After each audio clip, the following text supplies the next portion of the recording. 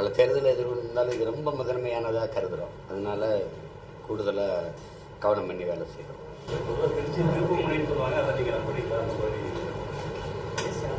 அப்படிலாம் ஒன்றும் இல்லை. நான் ஒரே மாதிரி தான் எல்லாத்துலேயும் கவனம் பண்ணுறோம். நேற்று எங்கள் அப்பா நம்மாழ்வாருக்கு கூட்டம் நடந்ததுனால அப்போ வந்ததுனால இங்கே இரவே திரும்ப முடியாது. அதனால் இங்கேருந்து மறுபடியும் ஒரு தடவை சந்திச்சுட்டு போயிடலாம் அப்படின்னு கூடுதலாக சந்திக்கிறேன். அவ்வளோதான். அதில் எனக்கு தனிப்பட்ட முறையில் கருத்து இல்லை. ஏன்னா அது எங்கள் குடும்பம், நம்ம கட்சி. அதில் போய் நம்ம கருத்து சொல்ல முடியாது. என்ன சொன்னாலும் எங்கள் ஐயாவுக்கு 2 பேருமே என்னுடைய அன்புக்கு மதிப்புரியவங்க. நான் அங்கே தான் இருந்தேன். அதனால அதில் கருத்து இல்லை. ஒன்று மட்டும், இப்போ ஒரு கட்சி அப்படின்னா அதை வழி நடத்தும் போது அது இந்த மாதிரி பிரச்சனைகளை எதிர்கொள்ள வேண்டியது வரும். ஒரே இடத்துல எங்கள் ஐயாவை 2 பேர் இருந்து வந்ததுனால உங்களுக்கு தெரியுது. இப்போ நான் எவ்வளோ அனுபவிச்சுட்டு சில இதெல்லாம் பார்க்குறீங்கல்ல, ஒரு இதை செதுக்கும்போது சின்ன சின்ன இந்த மாதிரியான முரண்கள், கருத்துக்கள் இது மோத தான் செய்யும். ஒன்றும் பண்ண முடியாது. அது சரியாயிடும். 35 வருஷம் வந்த கட்சி, இது ஒரு சின்ன பிரச்சனை, அது சரியாயிடும். எனக்கு தெரியும். எனக்கு தனிப்பட்ட முறையில் எனக்கு எங்கள் ஐயா தெரியும். நான் ஒரு மகன் போல அவர்கிட்ட இருந்து வளர்ந்தவன். என் மேலே ரொம்ப பேர் உண்டு. என் நெத்தியில் பாரு ஏதாவது சாதி எழுதியிருக்கா அப்படின்னு கோவத்தில் என்று கேட்டதில் இருக்கு. இந்த சமூகம் சொல்லுங்க. அவர் பொதுவாக தான் வந்தார். அவர் வரும்போது சரியாக தான் வந்தார். அவரை காலம் முன்னே இங்கே சுருக்கி வச்சுட்டு அப்போ அவர் முதல்ல அவர் சொன்னார், நான் தனி தெளிவுமலை கொடுத்தேன்.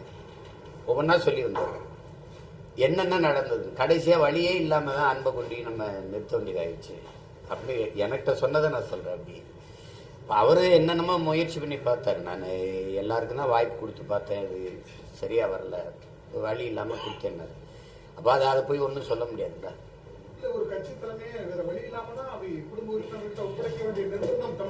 அப்படி சொல்ல முடியாது, அப்படின்னு சொல்ல முடியாது. அவருக்கு கட்சி உருவாக்குனவருக்கு நம்பகமானது. இப்போ இப்படி பாருங்க, இப்போ ஐயா பெரியார் அவர்களை எப்படி பாருங்களேன். ஐயா இன்னைக்கு இருக்கிற அந்த திராவிட கழகத்தினுடைய தலைவராக இருக்காங்கல்ல, அவங்க அன்னைக்கும் ஐயா கூட இருந்தாங்க. உங்களுக்கு தெரியும் நினைக்கிறேன். அப்படி இருக்கும்போது எனக்கு நம்பகமான ஒரு ஆள் வேணும். எனக்கு பிறகு என் சொத்தை நிர்வகிக்கணும். இதுக்காம மணியம்மையை திருமணம் பண்ணணும். அப்போ அவருக்கு வேற ஒரு நம்பிக்கை தேவைப்படுது இல்லை. அது மாதிரி தான் இதை நீங்கள் பார்க்கணும். அதை போய் பேசிட்டு இருக்க வேண்டியதில்லை.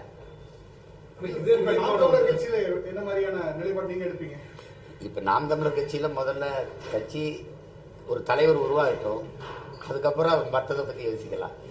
இங்கே தலைவரே இன்னும் உருவாகலை. தலைவனுங்கிற சொல்லுக்கு நீங்கள் சாதாரணமாக இல்லை. நாங்கள் பார்க்குற தலைவன் வேறு, எங்களுடைய தலைவன் வேறு. அப்படிங்கும்போது சும்மா பேர் வேணால் போட்டுக்கலாம். ஒரு படம் நடித்தவந்த தலைவர்னு போட்டுக்கலாம், நாடாள வந்த மகாராசான்னு பாட்டு வச்சுக்கலாம், எல்லாம் அது செய்யலாம். அது அப்படி தலைவனுக்கு நிறைய தகுதிகள் இருக்கு. பசி மறக்கணும், தூக்கம் தொலைக்கணும், அவமான ஏச்சு பேச்சுகளை தாங்கணும். இப்போ என் மேலே எத்தனை வழக்கு இருக்குன்னு நீங்கள் நினைக்கிறீங்க? 136-40 வழக்கு கிட்ட தொட்டிருக்கேன். எனக்கு முன்னாடி ஒரே ஒருத்தர் தான் இருக்காரு, நக்கீரன் அண்ணன் கோபால். அவருக்கு எனக்கு தான் போட்டி நடக்குது. அவர் 200 கிட்ட நெருங்கிட்டாருன்னு நினைக்கிறேன். நான் படியேறாத நீதிமன்ற வாசல் இருக்குன்னு நினைக்கிறீங்களா? அதெல்லாம் ரொம்ப கடினம். அவமானங்கள், ஏச்சு பேச்சுகள் தாங்கணும். நாங்கள் படித்த தத்துவங்கிறது தலைவன் என்பவன் தன்னை தாழ்த்திக்கிற தயாராக இருக்காதவன் தலைமை இருக்க தகுதியை பெற மாட்டான். கைகட்டி வேலை செய்ய தயாராக இல்லாதவன் கை நீட்டி கட்டளை தகுதியை பெற மாட்டான். எது ஒன்றையும் இழக்க முடியாத ஒருவன் பெரிதொன்றை அடைய முடியாது. தலைவன் என்பவன் தன்னையே எரித்து கொண்டு உலகத்துக்கு வெளிச்சத்தை தருகிற மெழுகுவர்த்தி போல இருக்கணும். தன்னையே தண்ணீரில் கரைச்சி சுவையை கூட்டுகிற உப்பா இருக்கணும். இந்த தகுதியெல்லாம் தேவைப்படுது. சும்மா பேர்ல போட்டுக்கிட்டு தலைவன் தலைவன்னா அது தமிழ்நாட்டில் இருக்கக்கூடிய முக்கிய அரசியல் கட்சிகள்லாம் இப்படி சிதறந்து போறதுக்கு வேற ஏதாவது பின்புலத்துல மத்தியில் இருக்கக்கூடிய தேசிய அளவில் இருக்கக்கூடிய அரசியல் கட்சிகள் எதுவும் காரணமா இருக்கும்னு நினைக்கிறீங்க? அது இருக்கு. கடந்த காலங்களில் இந்திய திராவிட கட்சிகள் இப்படி ஒவ்வொருத்தரையும் சிதைச்சிருக்கு. குறிப்பாக இப்போ ஒவ்வொரு அமைப்பாக கூட நீங்கள் எடுக்கலாம். இப்போ வணிகர் அமைப்பு இருக்குது. அது ஐயா வெள்ளையனையும் ஐயா விக்ரமராஜாவை பிரித்து போட்டது யாருன்னு உங்களுக்கு தெரியும். ஒவ்வொரு கட்சிகளையும் ஒருத்தர் எடுப்பாங்க. இப்போ எங்கள் ஐயா பாமக ஏடிமிக்க பக்கம் போனால் அதுக்கு இணையாக வன்னியர்கள்ட்ட ஒரு இதுன்னா என் சகோதரர் வேல்முருகனை இங்கிட்ட எடுப்பாங்க. உங்களுக்கு தெரியும், எங்கள் அண்ணன் திருமாவளவன் இங்கே இருந்தால் அங்கே அண்ணன் பூ ஜெகன்மூர்த்தி அங்கிட்டு எடுப்பாங்க. அப்போ அது ஆளாளுக்கு பிரித்து போட்டு விளையாட வேண்டியதுதான். இந்தியர் திராவிடர்களுக்கு வந்து இங்கே வலிமை இல்லை. அவங்க தமிழ் தேசிய மக்களை ஒன்றுபட்டு ஒரு அரசியல் வலிமையை பெறவிடாமல் தடுத்தாதான் அவங்களுக்கு அதிகாரமும் அரசியல் வலிமையும் வரும். இப்போ எங்களை மாதிரி தமிழ் தேசிய அரசியலுக்கு இந்த சாதி மத உணர்ச்சிகள் பிரிக்காம பிளக்காம இந்த இன மக்களை ஒன்றிணைச்சாதான் எங்களுக்கு அரசியல் வலிமை வரும், அதிகாரத்தையும் நாங்கள் தொட முடியும். அவங்களுக்கு வந்து எங்களை பிரிச்சு போடணும். இப்ப கள்ளர், மறவர், அகமுடையர், 3 முக்குல தேவர்னு பட்டம் இருந்தாலும் 3 பேரையும் ஒன்னா இருக்க விடுவீங்களா? இருக்க விட்டுருக்கீங்களா? சொல்லுங்க, இருக்க விட்டுருக்கீங்களா? அது மாதிரிதான் அது பிரச்சனை. ஒன்னொன்னையும் பிரிஞ்சு பிரிச்சு பிரிச்சு பிரிச்சு தூக்கி போடுவாங்க.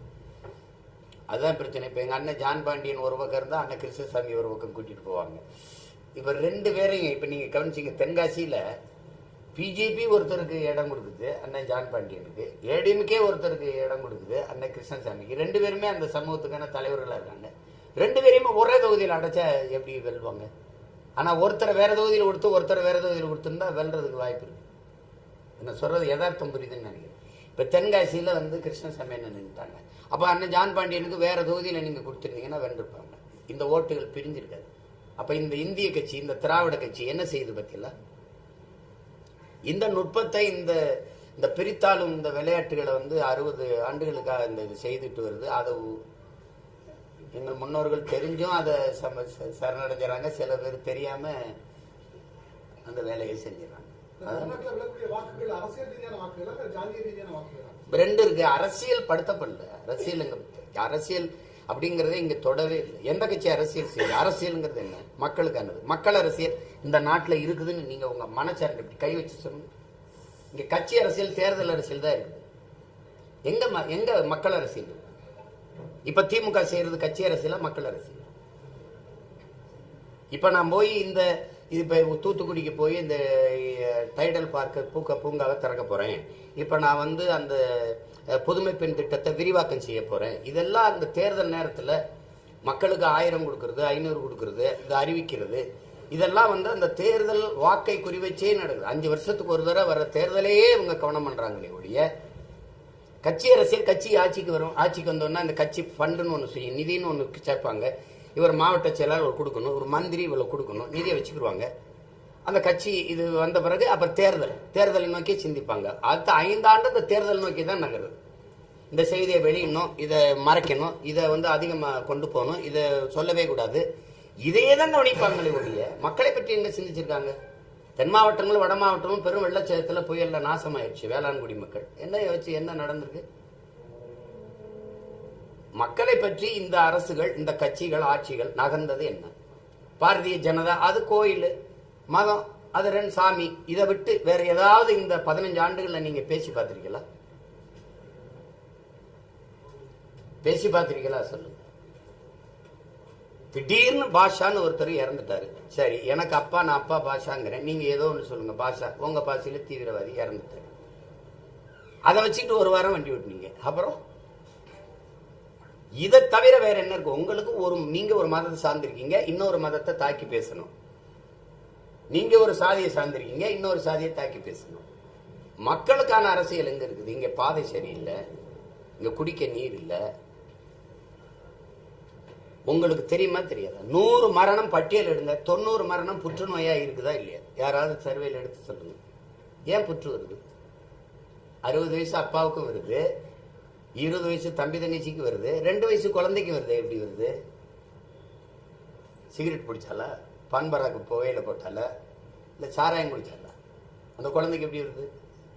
எதை பற்றி நீங்க கவலைப்பட்டிருக்கீங்க? நாடு குப்பை மேடம் ஆகிட்டு இருக்கு, அதை பத்தி கவலைப்பட்டிருக்கீங்களா? உங்க தாய், பூமி தாய் முகத்துல பூவை கொட்டி ஆராதிக்கிறத விட்டுட்டு குப்பையை கொட்டி, பிளாஸ்டிக், இந்த நெகிழியை கொட்டுறீங்க, பாலித்தீனை கொட்டுறீங்க. எந்த அறிஞனாலும் சொல்றானா இது மக்கி மண்ணோடு மண்ணா போக இவ்வளவு காலம் ஆகணும்? ஒருத்தன் 50,000ங்கிறான், ஒருத்தன் 5000 ஆண்டுங்கிறான், ஒருத்தன் 500 ஆண்டுங்கிறான். யாரு பார்த்தது? புவி வெப்பமாகுது. சரி, வெப்பமாகுது. ஏன் வெப்பமாகுது? யாராவது வெப்பமாகுதான் நீ ஆக்கிரமா தெரியாது? நச்ச ஆலைகள், நிலக்கரி புகை, காரு வண்டிகள் வெளியிடுற டீசல் பெட்ரோல் புகை, இதெல்லாம் கரியா மாறி மேலே போய் நீராவியோட அமிலத்தோட சேர்ந்து ஒரு பசை மாதிரி படர்ந்து ஒரு கரு வட்டம் மாதிரி 15-20 கிலோமீட்டருக்கு மேலே நிற்கிதுன்றான். பூமியிலேருந்து 15 கிலோமீட்டர் 20 கிலோமீட்டர் மேலே நிற்கிதுன்றான். அதனால இந்த வெப்பம் அந்த நீல ஊதா கதிர்களாக மேலே போக முடியாம நீல கதிரா மேலே போகுது. போய் குளிர்றதுக்கு முன்னாடி அங்கே தடுத்து கீழே திருப்பி அனுப்பிடும். அதனால வெப்பம் ஏறுது. வெப்பம் ஏறனால கடல் கொந்தளிக்குது. எப்படி கொந்தளிக்குது? அடுப்புல பானையை வச்சு தண்ணியை ஊற்றி கீழே அடுப்பு இருக்கும்போது கொந்தளிக்குதுல்ல, கொதிக்குதுல, அப்படி பூமி கடல் கொதிக்குது. கொதிக்கும் போது கடல் மட்டம் உயரும் போது காற்றழுத்தம் அதிகமாகுது. புயல், பருவமழைன்னு ஒண்ணு இல்லாம பெருமழையா பெய்யுது, புயல் மழையா பெய்யுது. எல்லாத்தையுமே அதை பத்தி நீ எதை பேச சொல்லுங்க பாப்போம். சாமி, சாதி, மதம், இதை தவிர என்னைக்கு பூமி கிட்ட வருவ? இந்த நாட்டில் அறிவை வளர்க்கும் கல்வி. சரி, ஒரு நாட்டில் ஆகச்சிறந்த வளம் அறிவு வளம் தான். அந்த அறிவு வளம் வகுப்பறை, அறிவை வளர்க்கும் கருவறையா இருக்கா, வர்த்தக அறையா இருக்கா, வியாபார அறையா இருக்கா? இந்த நாடு எதை நோக்கி செல்லுது? யார் யார் இதை பத்தி பேசுற? இந்த கட்சி ஆட்சிகள் கவலைப்படுமா? எல்லாருமே பள்ளி கல்லூரி வச்சிருக்காங்க. எல்லா அமைச்சரும், இந்த கட்சி அமைச்சரும் சரி, இந்த கட்சி அமைச்சரும் சரி, எல்லாருமே மருத்துவமனை வச்சிருக்காங்க. அப்ப எப்படி அரசு மருத்துவமனை தரம் உயரும்? அப்படி போய் அரசு பள்ளி கல்லூரி தரம் உயரும்? அப்புறம் எதுக்கு அரசு? அப்ப முதலாளிகளின் லாப தேவைக்கே எல்லாம் உருவாக்கப்படுது. போக்குவரத்து தனியார் நடத்திடுவார், சிறப்பா நடத்திடுவார். சாலை மின் உற்பத்தி விநியோகத்தை தனியார் சிறப்பா நடத்திடுவார். ஒரு தொலைக்காட்சியை திருப்புங்க, ஒரு பையன் நாயை தடை கொடுத்துட்டு, அப்பா காத்தாடி வந்தா தான் மின்சாரம் வரும், இல்ல மின்சாரம் வந்தா தான் காத்தாடி வரும். அப்பாவுக்கு மனுக்கும் பிரச்சனை, ரொம்ப நேரம் விவாதம் நடக்குது. காத்தாடி வந்தா தான் மின்சாரம் வரும், மின்சாரம் வந்தா தான் காத்தாடி வரும் அப்படின்னு போனா ஒரு வெட்டவரி பொட்டல் ஒருத்தர் நிற்பாரு, ஒரு காத்தாடி ஓடும். அப்படியே சுத்தும் போது பளிச்சுன்னு விளக்கு எரியும். நாங்கள் அப்படி மின் உற்பத்தினா அதான் நீ வருதா இல்லையா? ஒரு நாட்டின் மிக அத்தியாவசியமான தேவை இதுல உணவு தேவை, மின் தேவை. இந்த மின்சாரத்தை முதலாளி கையில் கொடுத்துட்டீங்கன்னா நாளைக்கு அவன் ஒரு யூனிட் மின்சாரம் 15 ரூபாய்னா அதானே விற்க முடியும். நீங்க 7 ரூபாய்க்கு அதானிட்ட வாங்கி எனக்கு 3 ரூபாய் 4 ரூபாய் கொடுக்குறீங்க, குறைச்சி கொடுக்குறீங்க. அப்போ எடுத்தவனே ஒரு யூனிட் மின்சாரத்துக்கு விலை விளப்பதை 1.5 லட்சம் கோடி கடன். இந்த அரசு கிட்ட கேளுங்களேன், 9 லட்சம் கோடி கடன் இருக்குல்ல. இந்த கடனை வாங்கி நாட்டு மக்களுக்கு செஞ்ச நலத்திட்டம் ஒண்ணே சொல்ல சொல்லிடுங்க. பெஸ்ட், வேர்ல்டு பெஸ்ட் எஜுகேஷன் கொடுத்துட்டேன், வேர்ல்டு பெஸ்ட். எவனுமே எனக்கு கிட்ட அப்படி மெடிக்கலை கொடுத்துட்டேன் மக்களுக்கு. ஏழைக்கு பணக்காரனுக்கு எவனும் கிடையாது. 1 ரூபாயிலிருந்து 1 கோடி மருத்துவர் அப்படி கொடுத்துருக்கேன். அப்படி ஏதாவது சொல்லுங்களேன், அப்படி ஏதாவது சொல்லுங்க இருக்கா? இப்படி பாருங்களேன், அண்ணன் எப்படி கேட்கிறேன், ஒரு காலையில சாப்பிட்டு கூட பள்ளிக்கூடம் வர முடியாத அளவுக்கு தான் வறுமையில என் பிள்ளைல வச்சிருக்கீங்களா? 60 வருஷம் ஆண்டு, 60 வருஷம் ஆண்டு. இது என்ன சோமாலியா இல்ல கென்யா நைஜீரியா மாதிரி இருக்கா? எல்லா வளமும் இருக்குல்ல. காலையில என்ன சாப்பாடு? அப்படியே பால் முட்டை அப்படியா இல்ல உப்புமாவா? 7 நாள் 5 நாள் உப்புமாவா இல்லையா? தம்பி நெஞ்சல் கை வச்சு பேசணும். நீ உப்புமா கம்பெனி நடத்திக்கிட்டு இருக்க நீ, அப்படியா? ஒரு இடத்துல சரியா சொல்லுங்க. ஆவின் பால் விக்குதுல, எல்லாரும் நீங்க படிச்சவங்க தானே. ஆவின் பால் அரசு விக்குதுல, மாடு அங்க குஜராத் உத்தரப்பிரதேசத்துல ஒருத்தன் 1 லிட்டர்ல 500 லிட்டர் பாலா வேதி பொருளை வச்சு கெமிக்கலை வச்சு தயாரிச்சு வித்தாங்கிறது 20 வருஷம் கண்டுபிடிக்காம இப்ப கண்டுபிடிச்சிருக்கீங்க. அங்க நடக்குதுதானே இங்க நடக்குது. உங்க நெஞ்சில் இப்படி கை வச்சு மனச்சான்று துரோகம் இல்லாம எனக்கு பதில் சொல்லுங்க. பாலா பால் போல ஒன்றா? எந்த இடத்துல நீங்க சரியா இருக்கிறீங்க? எந்த இடத்துல சொல்லுங்க. அதனாலதான் இங்க தேர்தலை நோக்கி தான் எல்லாருமே நகருவாங்க. இப்பவே கள ஆய்வு மனுக்கள் மக்கள்கிட்ட வாங்குவாங்க தெரியுமா? 5 ஆண்டு ஆட்சி முடியும் போது உங்களுக்கு என்ன பிரச்சனைன்னு கேட்க வருவாங்க. எங்களுக்கு என்ன பிரச்சனையே இப்பதான் கேட்க வரீங்க. அப்ப நம்ம என்ன சொல்றது? பிரச்சனையே நீங்க தான் எசமா, எங்களுக்கு பிரச்சனையே நீங்க தான். வருவாங்க, வந்தாங்களா இல்லையா ஐயா? நீங்க சொல்லுங்க, வந்தாங்களா இல்லைங்களா ஐயா? இப்ப வருவாங்களா இல்லைங்களா ஐயா? கள ஆய்வுக்கு போறீங்களே, அப்படியே முதலமைச்சர் துணை முதல்வர்லாம் நில ஆய்வுக்கு ஒரு தடவை போங்களே. எவ்வளவு வெள்ளச்சேதம், எத்தனை ஏக்கர் பயிரிட்டீங்க, இது எவ்வளவு மகசூல் தந்திருக்கும், எவ்வளவு ஒண்ணுமில்லாம போச்சு, எவ்வளவு இழப்பு, அப்படி ஒரு நில ஆய்வுக்கு ஒரு தடவை போங்களே. எதுக்குமே காசு கிடையாது. பகுதி நேர ஆசிரியர் நிரந்தர பண்ண முடியாது, சம்பளம் காசு இல்லை. அந்த ஆசிரியர்கள் சம வேலை சம ஊதியம், அதுக்கு காசு இல்லை. போக்குவரத்து தொழிலாளர்களுடைய பிடித்த பணத்தை கொடுக்க முடியாது, காசு இல்லை. இன்னொரு நாள் வேலை திட்டத்துக்கு நீங்க அதுக்கு காசு இல்லை, எதுக்குமே காசு கிடையாது. தஞ்சை தமிழ் பல்கலைக்கழகத்தில் ஓய்வு பெற்ற பேராசிரியர்களுக்கு அது கிடையாது. அவங்களுக்கு இருக்கிறவங்களுக்கு சம்பளம் போட காசு இல்லை. ஆனால் அந்த 1000 ரூபாய் கொடுக்க முடியும். எங்க அம்மா பெரியம்மா என் அக்கா தங்கச்சி சாலையில நின்று எனக்கு மாசம் 1000 கொடுன்னு கேட்டது? யாராவது சொல்றீங்களா? கேட்டாங்களா? நடக்க மழை நீர் வழிஞ்சோட காவல்ல மேல ட்ரெயினோட எது மெட்ரோ 62,000 கோடி. கமிஷன் வாங்கி திங்கிற புரோக்கர்களை தரகர்களையே நம்ம தேர்வு பண்ணிட்டு தலைவரை தேர்னோம்னா, தலைவனை தேர்வு பண்ணாதான் அவன் மக்களை பத்தி கொல்லப்படும். அரசியல்வாதிகள் அடுத்த தேர்தலை பற்றி தான் கவலைப்படுவாங்க, தலைவர்கள் தான் அடுத்த தலைமுறையை பற்றி கவலைப்படுவாங்க. இங்க அப்படி எங்க தலைவர் இருக்காங்க? இப்ப களத்துல இருந்து நீங்க போராடிட்டு இருக்கீங்க, இதே வேளையில சாட்டையில அடிச்சுக்கிட்டா இந்த திமுக ஆட்சி அகற்றிடலாம் அப்படின்னு அண்ணாமலை பண்றாரு. அதை எப்படி நீங்க பாக்குறீங்க? இல்ல அந்த செயல் நீங்க அதை ஏற்கிறீங்க எதிர்க்கிறீங்க. ஆனா அவருடைய கோபத்தை நம்ம குறைச்சு மதிப்பிட முடியாது. தம்பியுடைய அணுகுமுறை அது இப்ப கேட்கும்போது எதுக்கு இப்படி இவ்வளவு தூரம் முடிவு எடுக்க வேண்டியதில்லை. இப்ப எனக்கு கூட தான் கோபம் இருக்குது. இப்ப அதுல குற்றவாளியை சாட்டிட்டு அடிக்கணும் மீது நம்ம போய் அதுக்கு அடிச்சுக்கணும், அது தேவையில்லாத கஷ்டமா இருந்து கேட்கும்போது. ஆனாலும் அவருக்குள்ள இருக்கிற அந்த கோபத்தை எல்லாருக்குள்ள இருக்கிற கோபம் ஒரு தலைவரா அவர் சொல்ல வேண்டியது வருது, வெளிப்படுத்துறத அப்படி வெளிப்படுத்திட்டாரு. அதனால அதை போய் அதை விமர்சிச்சுட்டு இருக்க வேண்டியதில்லை. அவருடைய உணர்வு அதை அப்படி வெளிக்காட்டுறாரு. சாட்டையில் அடிச்சுக்கிட்டாலோ செருப்பு போடாம இருந்தாலோ திமுக அது சரியா? அது சரியா? அது தம்பிக்கிட்ட அவருக்கு முன்னாடி இந்த களத்தில் இருக்க ஒரு அண்ணனா நான் சொல்ல விரும்புவது, இந்த நாட்டில் நிறைய மாறுதல்களை நீங்க செய்யணும். நான் அதுதான் அடிப்படை அமைப்பு அரசியல் மாற்றம்னு சொல்றது காரணம். என்னென்ன அடிப்படை அரசியல் மாற்றம் நீங்க கூட கேட்கலாம். இப்போ இந்த ஆட்சியை அப்புறம் இந்த ஆட்சி நீங்க இவங்க கோட்பாடு பேசுறது, திராவிட மாடல் பேசுறது, நல்லாட்சி பேசுறது, ஆட்சி நேர்மையா கொடுத்துட்ட ஒருத்தருக்கு வாக்குக்கு காசு கொடுக்க வேண்டிய தேவையில்லை. அவர் இந்த மகராசை இன்னொரு தடவை வரணும், எந்த பிரச்சனையும் இல்லைன்னு மக்கள் விரும்பிட்டா அவனே தேடி பார்ப்பான், அவனே அவர் என்ன பேச வர்றாருன்னு கேட்பான், அவனே திரும்பி வாக்கு கேட்காமலே போட்டுவான். அப்படியெல்லாம் வென்றது இருக்கு. தொகுதிக்கே போகாம ஜெயிச்சவர் தமிழ்நாட்டில் இருக்காரா இல்லையா? எங்க தாத்தா முத்துராமலிங்க தேவர் தொகுதிக்கே போகாம வாய் போட்டு சட்டம் வாய் திறந்து எனக்கு வாக்கு போடுங்கன்னு கேட்காம ஜெயிச்சாரா இல்லையா? எப்படி ஜெயிச்சாரு? நம்பினா இந்த மக்கள் இந்த மனுஷனுக்கு போடணும்னு நம்பினா, நல்லவர் நம்பினா. அப்படி நீங்க செஞ்சிருந்தீங்கன்னா போடுவாங்க. ஆனா நீங்க ஏன் வாக்குக்கு 1000-500 கொடுத்து வாக்கை வாங்குறீங்க?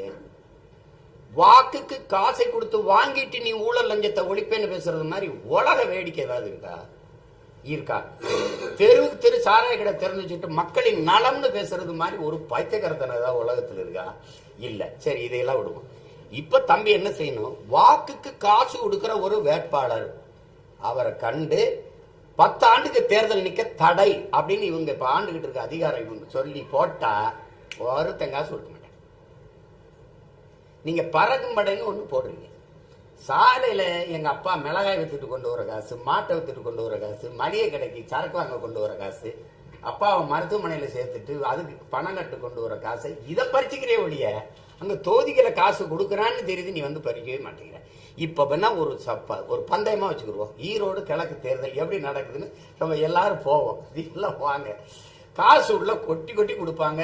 மந்தையில் அடைச்சி வச்சு சாப்பாடு பிரியாணி, இந்த தொலைக்காட்சி ஓடும், அங்க சீரியல் பாக்குறவங்க பார்க்கலாம், இங்க சீட்டாடுறவங்க பார்க்கலாம், இரவானா சரக்கு பிரியாணி எல்லாம் நடக்கும். இதுதான் தேர்தல்னு நீங்க முடிவு பண்ணிட்டா இப்படி இது தேர்தலா திருவிழாவா? இந்த முறையை ஒழிக்காம நீங்க எப்படி திமுக ஆட்சியை புறப்படுத்து?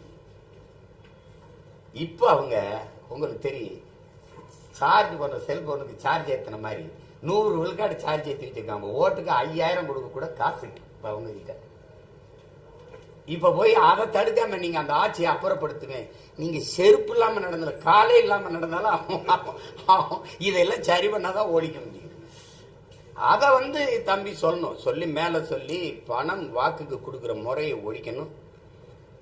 இந்த இலவசங்களை அறிவிக்க நீங்க எப்படி சொல்லுவீங்க? நீங்களே மகாராஷ்டிரால 2000 ரூபாய் பெண்களுக்கு கொடுக்குறேன்னு சொல்லி தான் ஜெயிச்சிருக்கீங்க. நீங்களே இலவசங்களை அறிவிச்சுதான் ஜெயிச்சிருக்கீங்க. அது இலவசம்ங்கிறது உலகத்துக்கே தெரியாது ஒரு வளர்ச்சி திட்டம் இல்லை, இது வீழ்ச்சி திட்டம். அதுல இழக்கிற பணத்தை எப்படி ஈட்டுங்க? ஒரு கேள்வி தானே. என்னைக்கு சொல்லிக்காரு பாருங்க ஐயா குன்றக்குடி அடிகளா, நம்ம எல்லாம் சிறு பிள்ளையில பார்த்துருக்கோம் அவங்கள. அவங்க பேச்சு கூட நான் நேரடியாக கேட்டதில்லை. அவர் என்ன சொல்றாரு பாருங்க, ஆறுதலால் காயங்கள் அறுவதில்லை, ஆறுதலால் காயங்கள் ஆறுவதில்லை, அழுவதனால் எதையும் அடைந்து விட முடியாது, தூறல்களால் பயிர்கள் விளையாது, என் தேசத்தை நாசமாக்கி ஒரே சொல் இலவசங்கிறது. என்னை சிறுகார் பாருங்க. இப்ப 2026 தமிழ்நாட்டில் இதே அதெல்லாம் தொடரும் அப்படிங்கிறத உங்க பேச்சுல புரிஞ்சுக்கலாமா? அப்படி தொடர விடுறதுக்கா நாங்க இவ்வளவு தூரம் தொடர்றோம்? என்ன இப்படி பேசுறீங்க? புரட்சி என்பது என் உடன் பிறந்தார்களே ஒரு தலைகீழ் மாற்றம். மேலே இருக்கிறத கீழே தூக்கி வீசும், கீழே தூக்கி இருக்கிறத மேலே கொண்டு போகும். அது வந்து எந்த நொடியிலே நிகழலாம். பங்களாதேஷில் நடந்தது இங்கே நடக்காதா? இலங்கையில் நடக்குது இங்கே நடக்காதா? இலங்கையில் இப்போ இருக்காரு அந்த அனுரா திசநாயக்கா 3 விழுக்காடு வாக்கு வச்சிருந்தாங்க. அந்த கட்சியை ஒரு கட்சியாவே வேணுங்கிறது இல்லை. அங்க இருந்த பொருளாதார வீழ்ச்சிக்கு அப்புறம் ஏற்பட்ட கிளர்ச்சியில 2 பேரையும் தூக்கி வீசிட்டு அவர் தேர்வு பண்ணலையா? பங்களாதேஷ் நாட்டை உருவாக்கின பிதாமகன் முஜிபுர் ரஹ்மான் சிலையை தூக்கி தலையை துண்டா வெட்டி வீசலையா அவர்தான்? இன்னைக்கு அந்த அதிபர் உள்ள போக நீ அங்க இருக்கிறாங்களா? அந்த நாட்டின் பிரதமர் இருக்காங்களா? அதெல்லாம் ஒரு நொடியில மாறும். இதுவரை வாழ்ந்தது போல இனி வாழ முடியாது என்கிற நிலை உருவானால் மக்களே புரட்சி செய்வார்கள். அன்னைக்கு அந்த புரட்சிக்கு தலைமையேற்க ஒருத்தன் காத்துக்கிட்டு இருக்கணும். அந்த வேலையை தான் நாங்க செஞ்சுக்கிட்டு இருக்கோம். வருமா வராத நீங்க பாருங்க.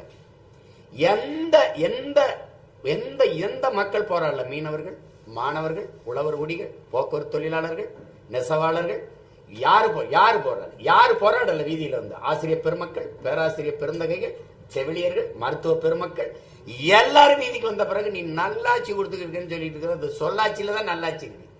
உண்மையிலே எங்க ஆட்சி இருக்கு? அப்ப அங்கங்கே சிறு சிறு நெருப்பு துண்டுகளா இருக்கிற இந்த நெருப்புகள் ஒரு இடத்துல குவிஞ்சா அதான் புரட்சி தீ.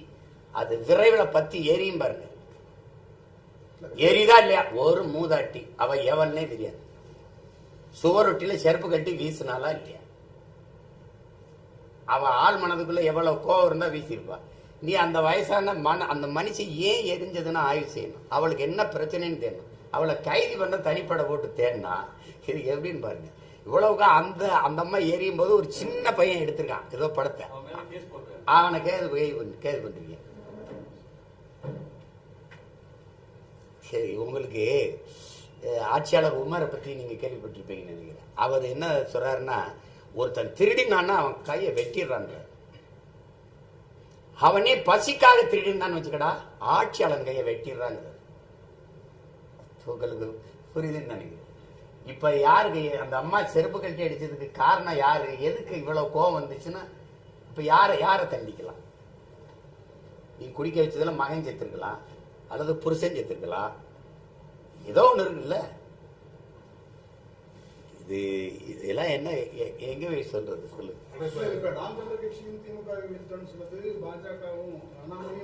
அவங்க வீழ்த்தணும்னு சொல்லுவாங்க. ஐயா நான் சொல்றது எனக்கு பரம்பரை பகை. நாங்க செய்யறது ஒரு தேசிய இனப்பகை. நாங்க நீண்ட காலமா எல்லாத்தையும் தொலைச்சி நிற்கிற ஒரு இனக்கூட்டம். அவங்க சொல்றது அவங்க சும்மா தேர்தல் நேரத்துக்கு சொல்லுவாங்க. அவங்க திடீர்னு ஐயா கருணாநிதி சிலை நினைவிடத்துல வணக்கம் போடுவாங்க, 100 ரூபாய் காசை வெளியிடுவாங்க, சும்மா பேசுவாங்க. அவங்க இதே பிஜேபி இந்த திமுக தயவுல 5 ஆண்டு ஆட்சியை நடத்தினவங்க தானே. இப்ப கூட திமுகவோட நட்பு பாராட்டி எல்லா மாநில முதல்வர் மேலேயும் அமலாக்கத்துறை சோதனையை செஞ்சிருக்கு. அரவிந்த் கெஜ்ரிவாலை உள்ள வச்சிருந்திருக்கு. ஜார்க்கண்ட் முக்தி மோர்ச்சா அந்த தலைவர் அந்த ஜார்க்கண்ட் மாநில முதல்வரை சிறைப்படுத்தியிருக்கு.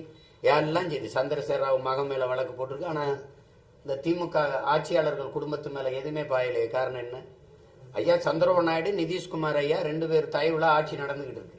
ஒருவேளை இதுல யாராவது ஒருத்தர் வெளியில போனா 22 உறுப்பினரோட உள்ள போவார். நடக்குமா நடக்காதா? அதுதான் பேச்சுப்பார். அதுக்காக அவங்க அப்படியே எல்லாம் நம்ம பார்க்காததா? அந்த காலத்துல இருந்து இதே நாடகம் தான் நடக்குது. திருப்பியும் திருச்சி மாவட்ட எஸ்பிக்கு உங்களுக்கு உண்டான பிரச்சனை நீதிமன்றம் வரைக்கும் வந்துருச்சு. அதை பத்தி என்ன சொல்றது? எனக்கு ஒரு பிரச்சனையும் கிடையாது.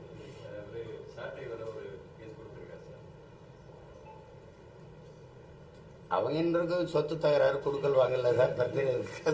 அது எனக்கு இதெல்லாம் ஒரு பிரச்சனைன்னா இப்ப நான் பேசின பிரச்சனைகள்லாம் தான் எனக்கு பிரச்சனை. எனக்கு இந்த மாதிரி பிரச்சனைகள் நாட்டுக்கு மக்களுக்கும் பிரச்சனை இருக்கா? அது பிரச்சனையா? இது ஒரு பிரச்சனை. யாரு அவன் என் பிரச்சனையும் சேர்த்து பார்ப்பான், அதனால அவனுக்கு ஒரு பிரச்சனை கிடையாது. அதெல்லாம் ஒண்ணும் இல்லை, இதெல்லாம் சாதாரணமா கடந்து போகணும், இதெல்லாம் ஒண்ணும் கிடையாது. தனித்து போட்டிகளில் ரொம்ப உறுதியா நீண்ட காலமா பயணிச்சிருக்கீங்க. பிரச்சனை ரீதியாக போராட்டங்கள்ல மற்ற அரசியல் கட்சிகளோடு இணைந்து போராட்டம் நடத்துவதற்கு நீங்க தயாரா இருக்கீங்களா? பிரச்சனைகளை தந்தவங்களோட மறுபடியும் போய் நின்றுவாங்க. இப்ப நான் இந்த நிலத்துல உங்ககிட்ட கேட்கிறேன், ஒரு கட்சியை நடத்துறவனா அல்லது நீங்க எல்லாம் ஊடகவியலாளர்கள் எல்லாமே நம்ம 2 பேருமே இந்த மண்ணின் மக்களா இருந்து பேசுவோம். இந்த நாட்டில் இருக்கிற சிக்கல்கள், இப்ப குறிப்பா தமிழ்நாட்டில் இந்த பிரச்சனைகளை எல்லாம் இப்ப மீத்தேன் அணு உலை, அப்ப ஸ்டெர்லைட்டு, இந்த டங்ஸ்டன், இந்த மாதிரி இது அளவு கடந்த ஜிஎஸ்டி வரி, இந்த நீட்டு தேர்வு, இப்படிலாம் பல பிரச்சனைகள் நம்ம எதிர்கொள்றோம்னு வச்சு. இதெல்லாம் தந்தது யாரு? இந்திய ஒன்றியத்தை ஆளுகிற கட்சிகள், ஆட்சிகள். அதை அப்பவே எதிர்த்து தடுத்து அதெல்லாம் உள்நுழைய விடாம தடுத்திருக்க வேண்டிய கட்சிகள் யாரு? இவங்க 2 பேரும் தான். இவங்களுக்கு தெரியாம இது உள்ள வரல, அவங்களுக்கு தெரியாம இது திணிக்கப்படல. இப்ப இந்த கட்சிகளை, இந்த கட்சி ஆட்சி முறையை எதிர்த்து தான் நம்ம சண்டை செஞ்சுக்கிட்டு இருக்கோம். இந்த நச்சு திட்டங்களை நிலத்துல திணிக்காதீங்க, என் வளத்தை இப்படி கொள்ளையடிக்காதீங்க அப்படின்னு நம்ம சண்டை போடுறோம். இந்த மாதிரி இதுல நம்மளோட நின்று போராடுவாங்க காலையில, மாலையில அவங்களோட போய் நின்று கூட்டணியில இருப்பாங்க. அப்ப இது எப்படி இருக்கும்னு பாருங்க, நீங்களே சொல்லுங்க. எப்படி செய்யறது? எந்த மாதிரியான அணுகுமுறைன்னு மக்கள் நினைப்பாங்க? காலையில இந்த திட்டத்தை அப்படி யாராவது போராட வர்றாங்களான்னு கேளுங்க. பிஜேபி வேணா பேசும், ஆனா பிஜேபிக்கு தெரியாம தான் இது நடக்குதா? சொல்லுங்க. இப்ப டங்ஸ்டன்ல தம்பி அண்ணாமலை என்ன நிலைப்பாடு எடுப்பார்? காவிரி நதிநீர்ல என்ன நிலைப்பாடு எடுப்பார்? முல்லை பெரியாற்றுல என்ன நிலைப்பாடு எடுப்பார்? என்ன நிலைப்பாடு எடுப்பாரு சொல்லுங்க. இப்போ பேபி அணையில அதை தூர்வாரி கொள்றதுக்கு அனுமதியே எங்களுக்கு தரமாட்டேங்குது, அதுல தம்பி என்ன நிலைப்பாடு எடுப்பார்? அப்ப ஒவ்வொரு கட்சியும் ஒரு முடி, இங்க இருக்கிற கம்யூனிஸ்ட் கட்சிகள், அங்க இருக்கிற கம்யூனிஸ்ட் கட்சி குப்பையை கொண்டாந்து இங்க கொட்டுது இல்ல அந்த ஆட்சி, அதுல இவங்க கருத்துக்கள் என்ன? தம்பி பாரதிய ஜனதா கட்சியில இவர் இருந்து தலைவரா இருந்து இது பண்றாரு. அது ஆந்திர மாநில பாரதிய ஜனதா கட்சி, கர்நாடக மாநில பாரதிய ஜனதா கட்சிகள், அந்த தலைவர்கள் இவருக்கு ஆதரவா சுட்டு செய்தி போடுறாங்க. கேரள மாநிலத்தில் இருக்க பாரதிய ஜனதா கட்சிக்காரரு ஏன் இதுக்கு ஆதரவா சுட்டு போடல? அவங்க தானே குப்பையை கொட்டுறாங்க. அதை கேட்கறது புரியுது அவங்களுக்கு. இப்ப இந்த மாதிரி அணுகுமுறையில எப்படி எந்த கட்சியோட போய் நின்று சண்டை செய்வீங்க? யாரோட சேர்ந்து வேலை செய்வீங்க? அது ரொம்ப தப்பு. இப்ப அண்ணா பல்கலைக்கழக விவகாரத்துல கடுமையான விமர்சனங்களை நீதிபதிகள் அரசு மேலையும் கமிஷனர் அருண் மேலையும் வச்சிருக்காங்க. அதை பத்தி நீங்க அது நியாயமானது. இப்ப நீங்க நம்ம இப்படி பார்ப்போம், முதல்ல என்கிட்ட கேட்கும்போது 2 பேர் சேர்ந்து பண்ணிட்டாங்கன்னாங்க, அப்புறம் ஒருத்தர் தான் நீங்க இது பண்ணிருக்கீங்க. அதுல அவங்க சொல்றத பாருங்க, அவரு இந்த ஏரோப்ளைன் மோட்ல போட்டிருந்தாருன்னு சொல்றாங்க. அது எப்படி உங்களுக்கு தெரியும்? அவர் எதுக்காக ஏரோப்ளைன் மேன்ல போடணும்? ஏரோப்ளைன்ல போனாரா? இல்ல ஒரு வளாகத்துக்குள்ள, பல்கலைக்கழக வளாகத்துக்குள்ள போறாரு. அவர் ஏன் அந்த ஏரோப்ளைன் மோட்ல போட்டிருக்காரு? ஏரோப்ளைன் மோட்ல போட்டிருந்தாரு நீங்க எப்படி கண்டுபிடிச்சீங்க? அவர் சொன்னாரு. அப்ப அவர் சொன்ன எல்லாத்தையும் நீங்க நம்புறீங்களா? எப்படி? ஒருத்தரே ஒரு பெண்ணை அவ்வளவு பெரிய இதுல வலுக்கட்டாயமா ஒரு வன்புணர்வு செஞ்சிருக்க முடியும்னு நீங்க நம்புறீங்களா? இதெல்லாம் நோக்கி யோசிக்கணும்ல. சரி, அப்ப ஏரோப்ளைன் மோட் இருக்கும்போது நீங்க எப்படி அவரை கண்டுபிடிச்சீங்க அப்படின்னா அதுக்கு பதில் இல்லை. அங்க ஏன் கண்காணிப்பு கருவி இல்லை? இவ்வளவு பெரிய வளாகத்துக்குள்ள இத்தனை மாணவர்கள் படிக்கிற இடத்துல ஒரு பாதுகாப்பு கருவி இல்லை, அப்படி கண்காணிப்பு கருவி இல்லைன்னா அது வேலை செய்யலை. எல்லா இடத்துலயும் வேலை செய்யல. சிறைக்குள்ள தூக்குல தொங்கின ராம்குமார் அது வேலை செய்யல. அந்த தொடர்வண்டி நிலையத்தில் அந்த பொண்ணை வெட்டி கொடுக்கும்போது அந்த இடத்துல இருக்க சிசிடிவி வேலை செய்யல. வேற எங்கெங்க கொடநாடு கொலையில அந்த இடத்துல வேலை செய்யல. எங்கெங்க இருக்கு அது உங்களுக்கு தேவையான இடத்துல மட்டும் அது வேலை செய்யாம நின்னுக்குறது. அது எப்படி? அதுவும் கவர்மெண்ட் எம்ப்ளாயா? எப்படி என்ன கணக்கு சொல்லுங்க? அது வேலை செய்யல. இத்தனை முதல் தகவல் அறிக்கை பதிவாகும் போது, எஃப்ஐஆர் வரும்போது, அந்த தங்கச்சியோடது மட்டும் எப்படி வெளியாது? அவளை பற்றிய தற்குறிப்புகள், அவங்க குடும்பத்தை பற்றியதெல்லாம் எப்படி அதுல வரும்? இது எப்படி பார்க்கணும்? அவன் கொடுமையா வன்புணர்வு செஞ்சதை விட இது பெரிய வன்புணர்வா இருக்கு, பெரிய கூட பலாத்காரமா இருக்கு. இது போய் வெளியில சொல்லி அந்த பொண்ணை வெளியில தலை காட்ட முடியாம அவளை மொத்தமாவே வாழ்க்கையை சிதைச்சு போட்ட நீதிமன்றம் கேட்கறதுல முழுக்க முழுக்க நியாயம் இருக்குது, சரியா இருக்குது. அதுக்கு அரசு பொறுப்பே இருக்கணும்ல. காவல்துறை சரியா செயல்பட்டு இது நான் எப்படி சொல்றேன்? செயல்பட்டு இருந்தா ஏன் நீதிமன்றம் இவ்வளவு பேசு? தொடங்கும் போது இது நடந்துடக்கூடாது, கொடுஞ்செயல், அது ரொம்ப காயமா இருக்குது, அதுக்காக நான் வருந்துறேன். இது உடனடியா இந்த குற்றவாளி கண்டுபிடிச்சு நீங்க அவரை காட்டும் போது மக்கள் இது பண்ணணுமா? அவர் அடிச்சு கையை காலை உடைச்சிட்டாங்க, இதுதான் தண்டனையா? கையை காலை உடைச்சு கட்டு போட்ட மாதிரி அவர் உட்காந்துருக்காரு. பாக்குற எல்லாருக்குமே தெரியுது, சும்மா ஒரு கட்டை போட்டு உட்கார வச்சிருக்காங்க. நாம் தமிழர் கட்சி பாசறை மாநில செயலாளர் சென்னை கிண்டியில் ஒரு ஐடி நிறுவனம் நடத்திட்டு வர்றாரு. அந்த இதுல 2 லட்சம் ரூபாய் பணத்துக்காக உல்லாச சொத்து அழைச்சதை அவர் கைது பண்ணியிருக்காங்க. மேலும் பெண்கள் தரமா கம்ப்ளைண்ட் கொடுக்கணும்னு சொல்லியிருக்காங்க. இதுல கட்சி ரீதியாக நடவடிக்கை எடுக்கிறீங்களா? இல்ல, அவர் நம்ம பாசறையில் அவங்க நமக்கு இந்த தேர்தலுக்காக இப்ப என்ன சொல்றது, ப்ராஜெக்ட் சொல்லுவாங்க இல்லையா, அது மாதிரி எங்களுக்கு சாப்ட்வேர்ல செஞ்சு கொடுக்கறதுக்கு நிறைய பேர், நிறைய நிறுவனங்கள் எனக்கு நாங்க செய்யறோம்னு சொல்லிட்டாங்க. அது அந்த ஏஐ மூலமா. அதுல அந்த தம்பியும் ஒருத்தர், அவரு அது மாதிரி நிறைய நிறுவனங்கள் எங்களுக்கு செஞ்சு கொடுக்க அந்த இது கொடுத்துருக்காங்க, கொட்டேஷன் கொடுத்துருக்குறாங்க. அதுல அவரும் அந்த தம்பியும் ஒருத்தர். அது என்னங்கிறத இப்பதானே வந்திருக்கு, நீ விசாரிச்சு முழு தகவல் வந்த பிறகு அது என்னன்னு தெரியும். அதுக்கு நமக்கு தொடர்பு இல்லை. தகவல் தொழில்நுட்ப பிரிவு பாசறை செயலாளர் தங்கச்சி சுனந்தா ஒரு தங்கச்சி, அவங்க பெங்களூர்ல இருந்து வேலை செய்யறாங்க, அவங்க தான் செயலாளர். அதுக்கப்புறம் மதன் ஒரு தம்பி, அவர் சேலத்துல இருந்து வேலை செய்யறாங்க. 2 பேர் தான் அதுக்கு பொறுப்பு.